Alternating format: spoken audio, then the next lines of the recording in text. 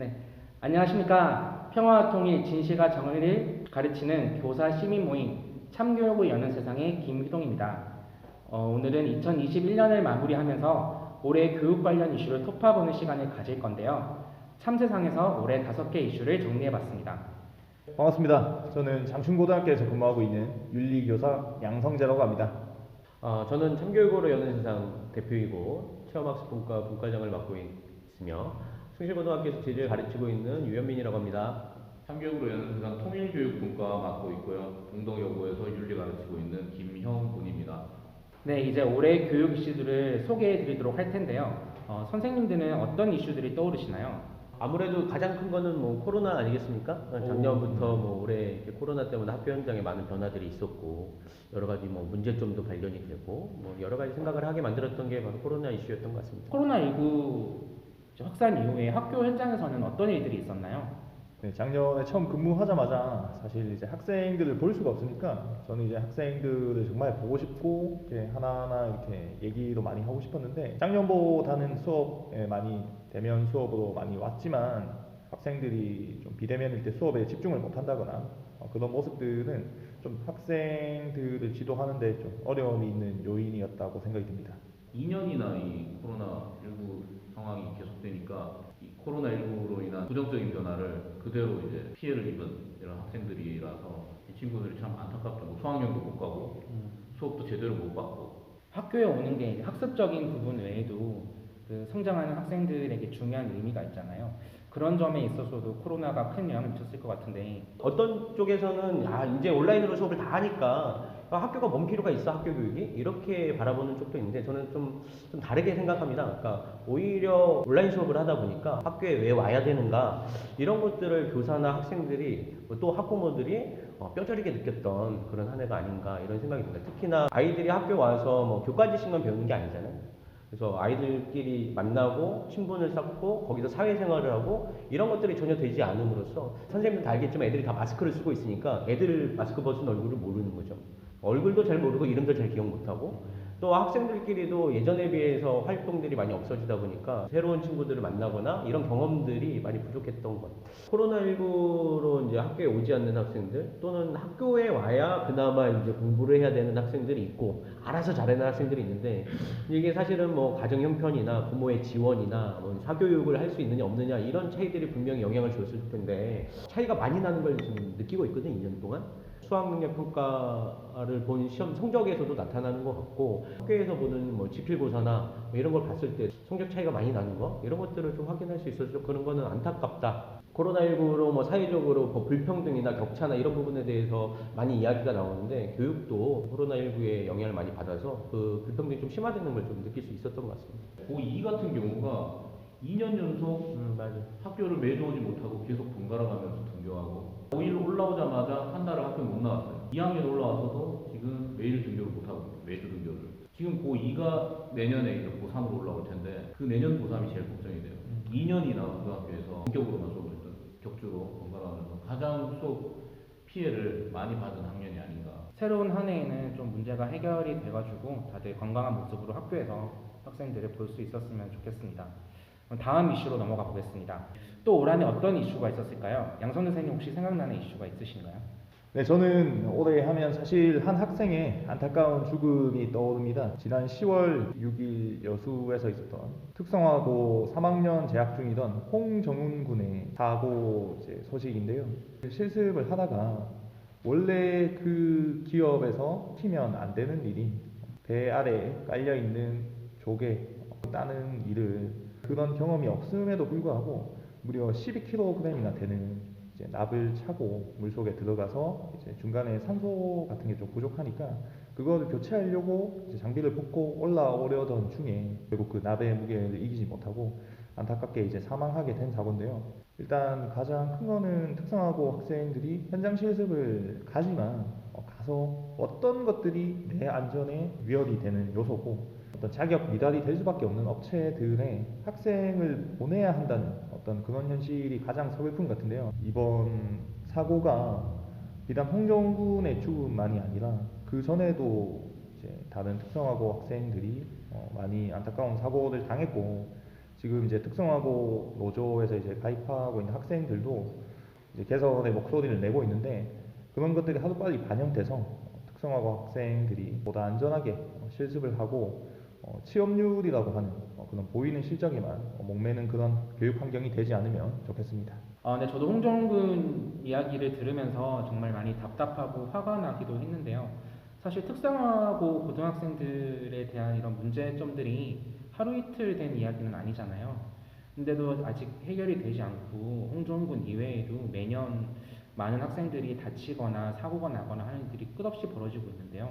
이번 사건 굉장히 충격적이었고 홍정군뿐만 아니라 그 이전에도 몇 번의 사건들이 있었는데 이게 개선되지 않는다는 점. 이거 사실 교육적이나 학교의 문제라기보다는 이제 노동 환경의 문제다 보니까 우리 학생이 이렇게 됐는데 어떻게 이런 일이 있을 수 있는가라고 목소리를 내야 되는 단계가 아닌가 생각이 듭니다. 이번에 저희가 체험학습 분과에서 이제 전태일 열사 51주기를 맞아서 전태일 기념관과 평화시장을 다녀오면서 홍정군 이야기도 같이 했었는데요. 저희가 이제 중요하게 생각하는 체험학습 주제 중에 하나가 전태일 열사의 삶, 그 다음에 전태일 열사 삶의 의미, 그리고 지금의 노동 환경과 현실 이런 건데 특성화 고등학교 학생들만에 해당되는 문제가 아니고 학생들의 대부분이 나중에는 다 노동자로 살아갈 것이잖아요.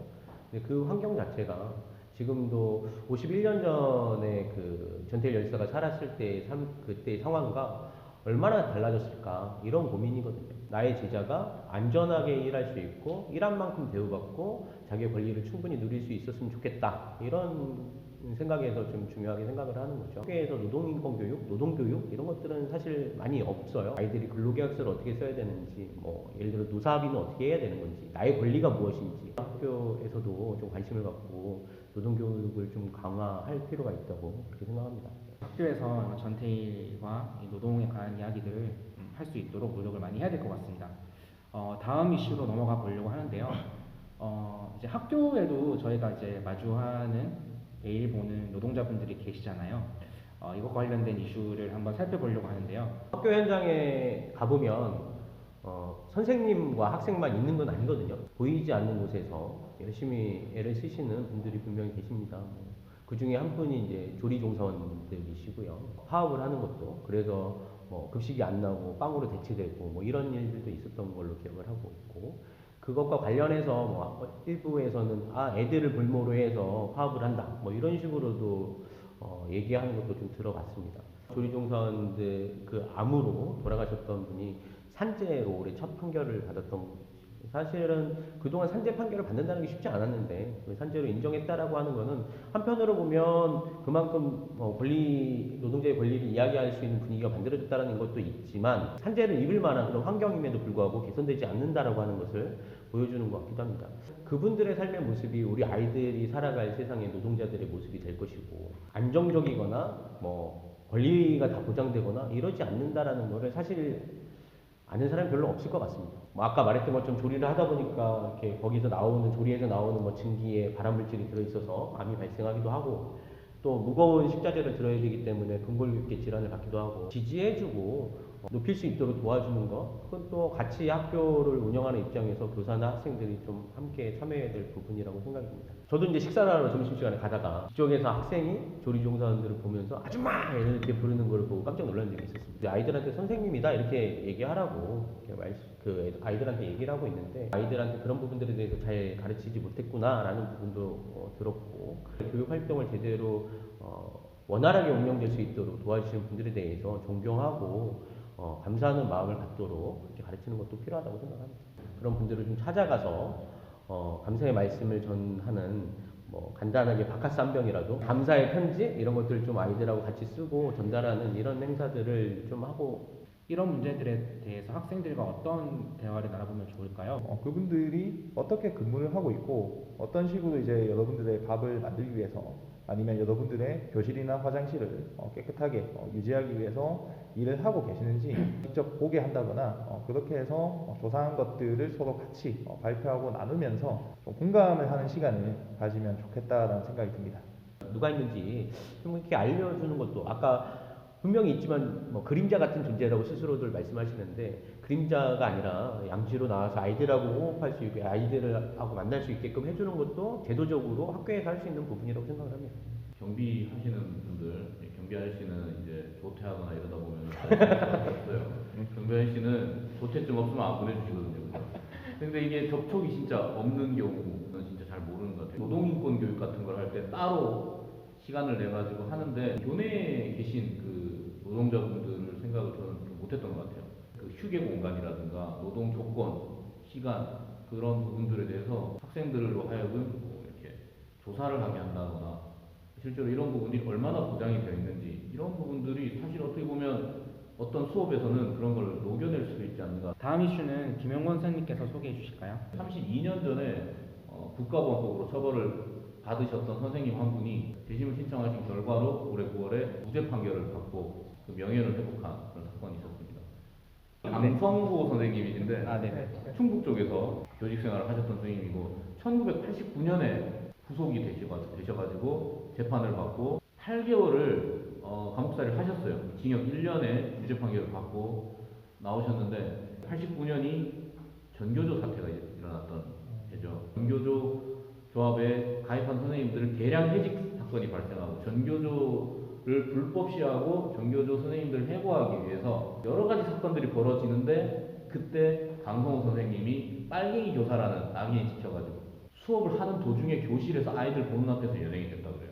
그래서 뭐 결국 무죄 판결을 받을 수 있었던 것에는 선생님의 수업 내용에 문제가 있다라고 하면은 증거는 어디서 나오겠습니까?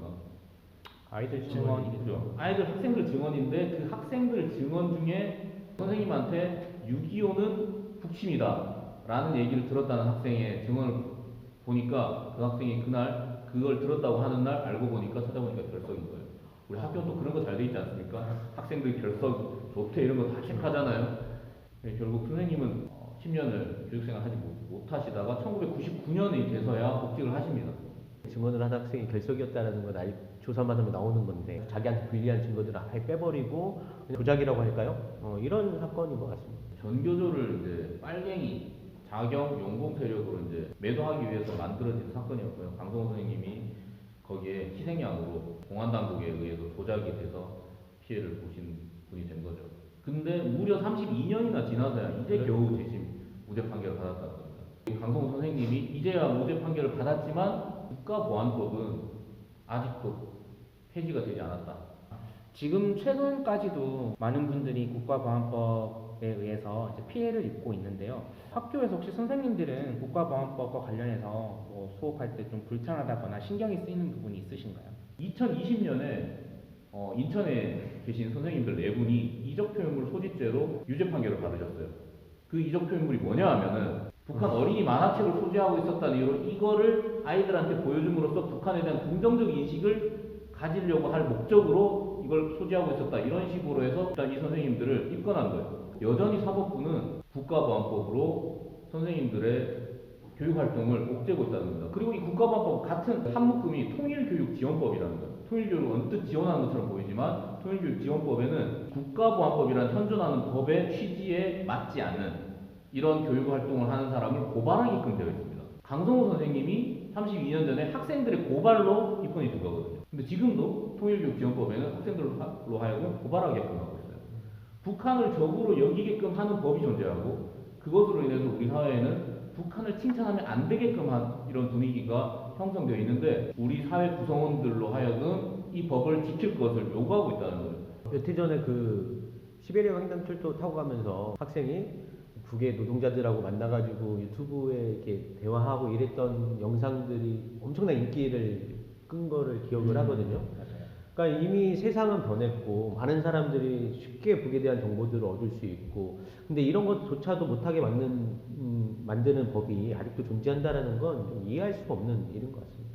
사실은 이제 통일교육이라고 했을 때 국가 이제 평화를 이제 하고 어떤 협력을 통해서 얘기들을 하자 뭐 그런 취지들은 있지만 여전히 왜 우리가 이렇게 싸우고 있고 남과 북 사이에 어떤 게 이슈고 그런 거에 대한 어떤 실질적인 접근은 상당히 이제 교과 내용적으로 부족한 상태입니다.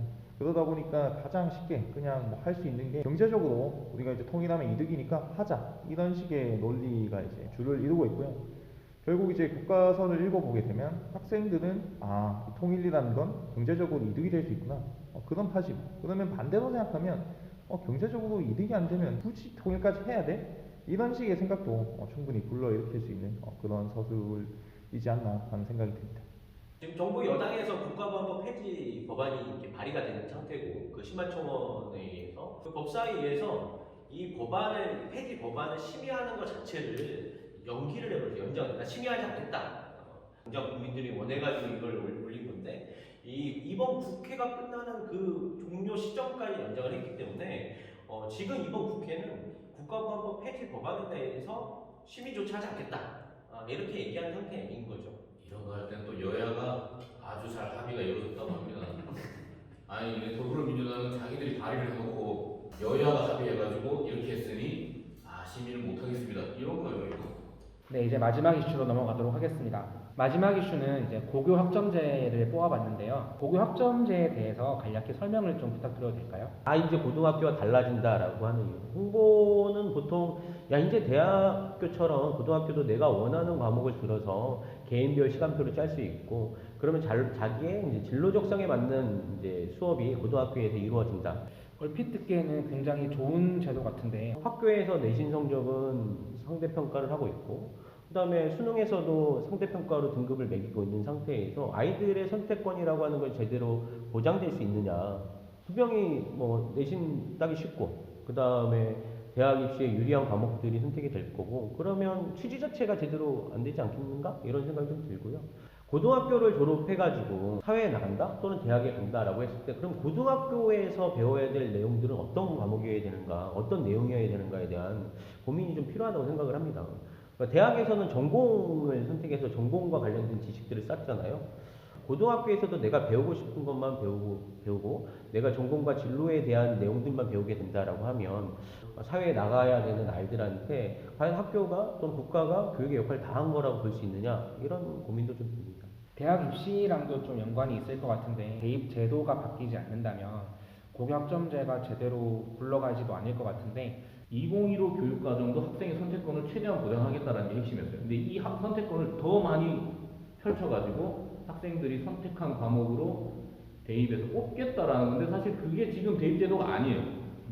대학에 자율성을 주고 대학이 학생들을 뽑을 수 있도록 학생들이 스스로 어떤 진로와 적성을 가지고 선택을 해가지고 하는가 그걸 들여다보겠다라는 게 아주 좋은 취지죠. 근데 뭐 2019년도에 조국 법무부 장관 관련한 일로 인해 가지고 그 대입 공정화 방안이 통과가 되는데 이게 뭐냐면은 정시를 40%로 확대하고 학생부 종합을 줄여라 라는 내용인데요.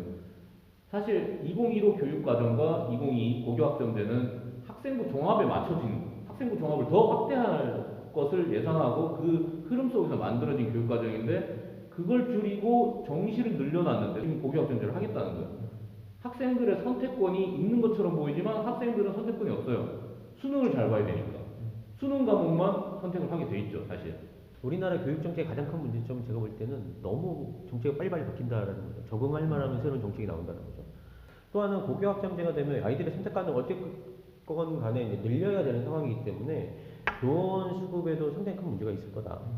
그래서 기간제 선생님이나 아니면 시간 강사 선생님이나 훨씬 더 많이 늘어나겠죠. 그래서 안정적인 교육을 위해서 교사들의 신분도 상당히 중요한 것이거든요. 이런 부분에서도 되게 악영향을 줄 수 있다 이렇게 보고 있습니다. 고교학점제가 당장 내년부터 부분 도입이 되고 2025년에 전면 시행된다고 하는데 예상되는 문제점들이 어떻게 개선될 수 있을지 좀 걱정이 많이 됩니다. 지금까지 올해 5개 교육 이슈들을 살펴봤는데요. 정말 이 외에도 많은 일들이 있었던 한 해였습니다. 저희가 매주 교육 이슈들을 선정을 해서 한 주의 교육 이슈라는 이름으로 소식지를 보내드리고 있습니다. 저희 블로그에 업로드도 하고 문자로도 보내드리고 있는데요. 블로그는 이제 밑에 있는 주소를 참고하셔서 들어오시면 되고 문자로 받아보고 싶으신 분들은 밑에 더보기란에 있는 연락처로 신청해 주시면 저희가 매주 보내드리도록 하겠습니다. 2021년 저희 교육 이슈 살펴보기는 여기까지 하겠습니다. 감사합니다.